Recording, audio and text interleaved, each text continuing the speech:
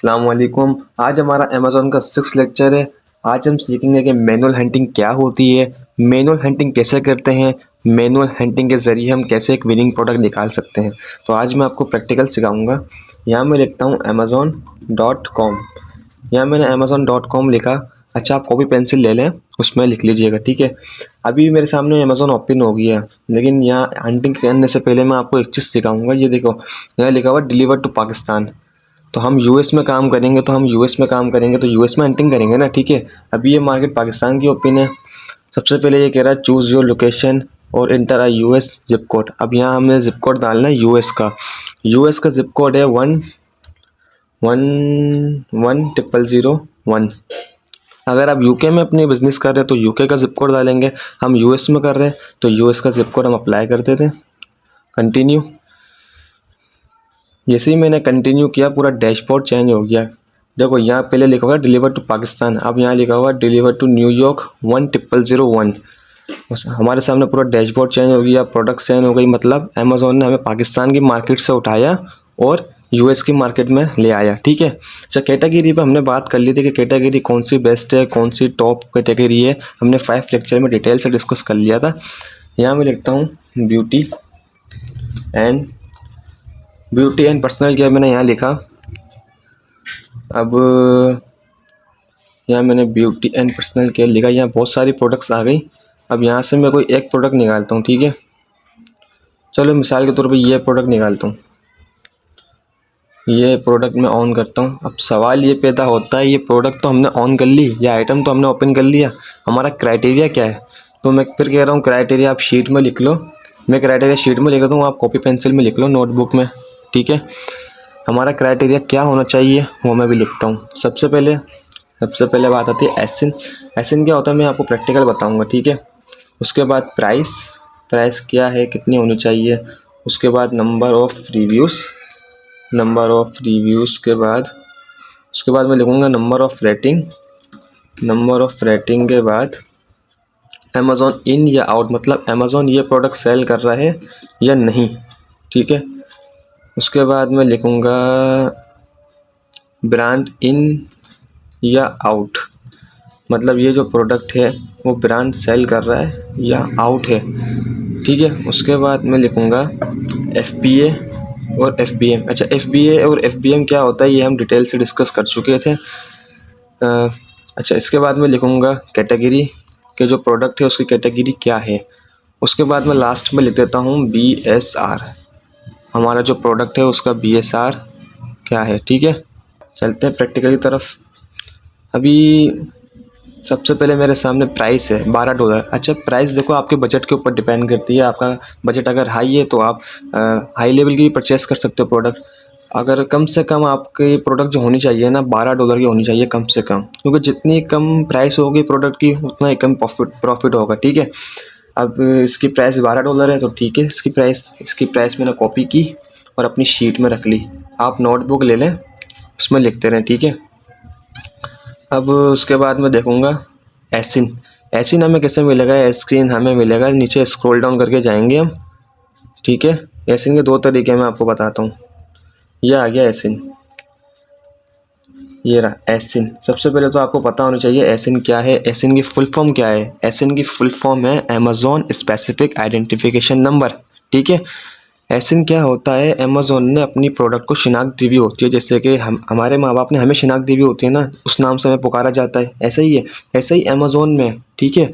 Amazon ने अपनी product को शिनाख्त दी हुई होती है। एसिन क्या होता है, अमेज़ॉन ने अपनी प्रोडक्ट को एक बारकोड दिया हुआ होता है, वो एसिन होता है। जैसे ही आप अमेज़ॉन को एसिन दोगे ना, वो फ़ौरन से पहचान जाएगा, अच्छा ये प्रोडक्ट है, ठीक है। तो ये एसिन होता है।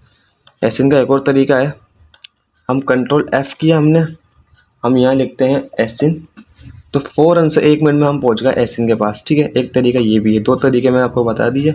अब हम इसका एसिन कॉपी करते हैं और अपनी शीट में लिख देते हैं कि ये इसका एसिन है प्राइस का, ये हमारी शीट का एसिन है, ठीक है। उसके बाद हमें देखना है नंबर ऑफ़ रिव्यूज़। ये जो प्रोडक्ट है इसके नंबर ऑफ़ रिव्यूज़ क्या हैं, तो देखते हैं इसके नंबर ऑफ़ रिव्यूज़ क्या है।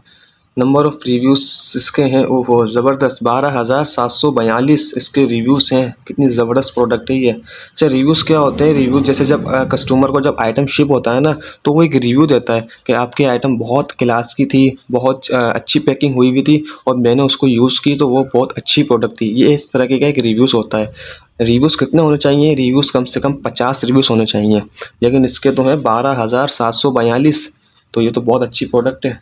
तो यहाँ मैं लिख देता हूँ 12,742, ये इसकी रिव्यूज़ है। नंबर ऑफ़ रेटिंग, अब हम देखते हैं number of rating. Number of rating जैसे ही मैंने इसके ऊपर क्लिक किया तो यहाँ आ गई नंबर ऑफ़ रेटिंग। इसकी रेटिंग भी बहुत कमाल की है, 4.3। अब मैंने आप लोगों के सामने ही खोली है प्रोडक्ट, हो सकता है क्या पता ये मेरी विनिंग प्रोडक्ट निकल जाए। ठीक है, अच्छा रेटिंग कितनी होनी चाहिए? रेटिंग कम से कम 4 होनी चाहिए। अगर ये 3 यहाँ लिखा हुआ ना 4.3, अगर यहाँ लिखा हुआ था 3.9 तो मैं इसको स्किप कर देता। ठीक है, 4.0 भी होगी रेटिंग तो मैं ओके है हमारी प्रोडक्ट, लेकिन इसकी तो रेटिंग है 4.3।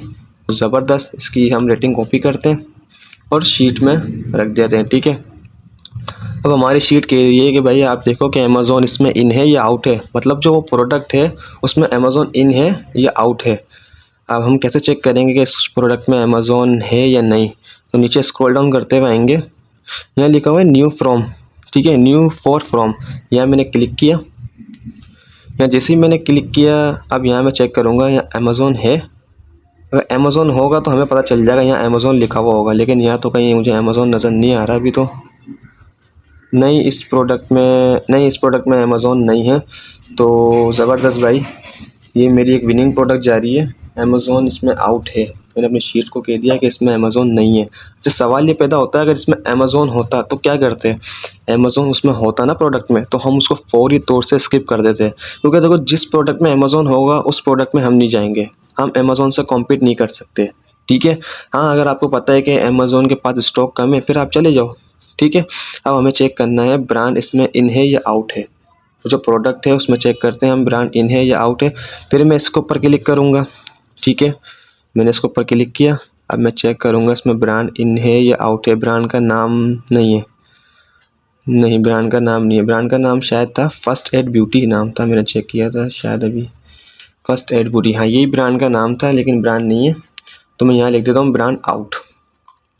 अभी तक कमाल की प्रोडक्ट जा रही है। अगर ये प्रोडक्ट मेरी विनिंग प्रोडक्ट हुई ना मैं इसको शीट में रखूँगा, क्योंकि अभी तक तो सही जा रही है, आगे और भी चीज़ चेक करनी होगी। ठीक है, अब बात आती है FBA और FBM। देखो जैसे ये प्रोडक्ट है इसमें कितने कम से कम FBA होने चाहिए? कम से कम FBA एक प्रोडक्ट में होने चाहिए 4, ज़्यादा से ज़्यादा 25। कम से कम 4, ज़्यादा से ज़्यादा 25 FBA सेलर होने चाहिए, FBA। ठीक है, देखो 25 से ऊपर होंगे ना फिर कंपटीशन बढ़ जाएगा, फिर प्राइस वॉर होगी, कोई अपनी प्राइस ऊपर रखेगा कोई अपनी प्राइस नीचे रखेगा। समझ में आ रही है मेरी बात? 25 से ऊपर सेलर नहीं हो। ठीक है, कोशिश करो कि 25 से अंदर ही हो। FBM भले हमारे कितने भी हों, 2 हों 5 हों 10 हों, FBM भले कितने भी हों, FBA मिनिमम 4 मैक्सिमम 25। अब हम चेक करते हैं जो हमारी जो प्रोडक्ट अभी तक विनिंग प्रोडक्ट जारी है उसमें कितने FBA सेलर बैठे हैं। अब आपको कैसे पता चलेगा कि ये सेलर FBA है या ये सेलर FBM है? अब हम चेक करते हैं। अच्छा, यहाँ लिखा हुआ है shipped from EKSP trade sold by EKSP trade, मतलब ये एक FBM सेलर है। कैसे पता चला? यहाँ लिखा हुआ शिप भी यही बंदा कर रहा है, सोल्ड भी यही बंदा कर रहा है। इसका मतलब ये इसकी जो इन्वेंट्री है ना वो इसके अपने घर पर है, इसके पास ऑर्डर आएगा तो ये बंदा खुद ही शिप करेगा। अगर यहाँ लिखा हुआ होता शिफ्ट फ्रॉम अमेज़ॉन और सोल्ड बाय EKSP ट्रेड तो इसका मतलब है ये एक FBA सेलर होता। समझ में आ रही है मेरी बात? तो अभी ये कौन सा सेलर है? ये है एक FBM सेलर। ठीक है, नीचे आते हैं EKSP के बाद ये भी एक FBM सेलर है। यहाँ लिखा हुआ shift from gifts from me to you sold by gifts from me to you, ये भी एक FBM सेलर है। इसके घर पे इन्वेंट्री है, ऑर्डर आएगा ये खुद शिप करेगा। अच्छा, इसमें 3 सेलर बैठे हैं, तीनों ही FBM है। ये भी एक FBM सेलर है। Shipped from Gardland Stone sold by Gardland Stone, ये भी एक FBM सेलर है। तो आपको कैसे पता चला कि ये FBM सेलर है? मैंने आपको बता दिया, क्योंकि यहाँ लिखा हुआ shift from Gardland Stone sold by Gardland Stone, ये एक FBM सेलर है। FBA कैसे पता चलता है हमें? अगर यहाँ लिखा हुआ होता shift from Amazon sold by garden stone, तो वो एक FBA सेलर होता है। ठीक है, अभी हमारे सामने FBA सेलर नहीं है तो मैंने आपको बता दिया। FBA सेलर हमारा इसमें एक भी नहीं है और FBM सेलर 3 है। तो मैं यहाँ लिख देता हूँ अपनी शीट में, FBA सेलर 0 है और FBM सेलर हमारे 3 है। ठीक है, अब बात आती है कैटेगरी। हमारी जो प्रोडक्ट है उसकी कैटेगरी क्या है। अब मैं नीचे स्क्रॉल डाउन करते हुए आता हूँ, नीचे मैंने स्क्रॉल डाउन करते हुए आया। अच्छा, कैटेगरी, ये रही category, beauty and personal care, ये हमारी कैटेगरी है। ये मैंने कॉपी की और अपनी शीट में रख दी, ये हमारी कैटेगरी है। ठीक है, उसके बाद हमें चेक करना पड़ेगा BSR। BSR क्या होता है मैं आपको प्रैक्टिकल बताता हूँ। BSR होता है बेस्ट सेलर रैंक, ये BSR की फुल फॉर्म है। ये रहा BSR, बेस्ट सेलर रैंक, ये इसकी फुल फॉर्म है, बेस्ट सेलर रैंक, आप लिख लें कॉपी में। अच्छा, अब ये प्रोडक्ट तो हमारी बहुत अच्छी है, लेकिन सवाल ये पैदा होता है इसमें तो एक भी FBA सेलर नहीं है, लेकिन मैं इसको शीट में रखूँगा। क्यों? ये एक बहुत अच्छी प्रोडक्ट है, अगर इसमें 4 या 5 FBA सेलर आ गए मैं इस प्रोडक्ट में आ जाऊँगा। ठीक है, अच्छा अब मुझे देखना BSR। अच्छा, BSR कितना होना चाहिए। BSR हमारा ज़्यादा से ज़्यादा 40,000 होना चाहिए, इससे ऊपर नहीं हो। इससे ऊपर अगर होगा तो फिर आपको मुश्किल हो सकती है। ठीक है, BSR क्या होता है, बेस्ट सेलर रैंक। अच्छा, एक बात ये कि हम इसका तो BSR ये रहा, इसका BSR है 1001,067, 1067 इसका BSR है। तो मैंने क्या कहा, जैसे कि 40,000 कम से कम BSR होना चाहिए, ज़्यादा से ज़्यादा 40,000 BSR होना चाहिए, लेकिन इसका BSR तो 1067 है। तो ये तो बहुत अच्छी प्रोडक्ट है। जितना आपका कम BSR होगा ना, जितना आपका कम BSR होगा उतनी ही अच्छी आपकी सेल होगी उस प्रोडक्ट की, जितना ज़्यादा BSR होगा उतनी कम उसकी सेल होंगी। अच्छा, फॉर एग्जांपल से मैं चेक करना चाह रहा हूँ कि ये जो प्रोडक्ट है इसकी एक दिन में कितनी सेल हो रही हैं, तो मैं यहाँ आऊँगा, यहाँ लिखूँगा FBA-toolkit.com, ये मैंने सर्च किया। ठीक है, अब मैंने सर्च किया, यहाँ बहुत सारी कैटेगरीज आ गई, आपके सामने बहुत सारे ग्राफ आ गए, देखो। ठीक है, अब हमें वो ढूंढना होगा हमारी कैटेगरी कौन सी थी। अब जैसे यहाँ होम एंड किचन है, किचन एंड डाइनिंग है, ब्यूटी एंड पर्सनल केयर है, ये रही हमारी जो कैटेगरी थी ब्यूटी एंड पर्सनल केयर थी। सॉरी, एक सेकंड, कहाँ चला गया, ये रहा ब्यूटी एंड पर्सनल केयर, हमारी कैटेगरी ये थी और ये इसका BSR है। मैंने इसका BSR कॉपी किया। ठीक है, अब मैं यहाँ देखूँगा कि यहाँ ब्यूटी एंड पर्सनल केयर का ग्राफ कहाँ है, ये रहा इसका ग्राफ। यहाँ आके मैंने पेस्ट किया, यहाँ मैंने गो पे क्लिक किया। अब इसने मुझे बता दिया कि इसकी एक दिन की सेल 77 है। अब इसकी एक दिन की सेल 77 है और 30 दिन की कितनी हो गई, तो मतलब ये एक अच्छी प्रोडक्ट है। ठीक है, अब मैं क्या करूँगा, इसका BSR कॉपी करके अपनी शीट में मेंशन कर दूँगा कि ये इसका BSR है। और यहाँ मैं एक काम करता हूँ, यहाँ पे ना मैं ग्रीन लाइन कर देता हूँ। ग्रीन लाइन का मकसद ये हुआ, ये प्रोडक्ट अच्छी है, जब इसमें FBA सेलर आ जाएंगे ना तो मैं इस प्रोडक्ट में चला जाऊंगा।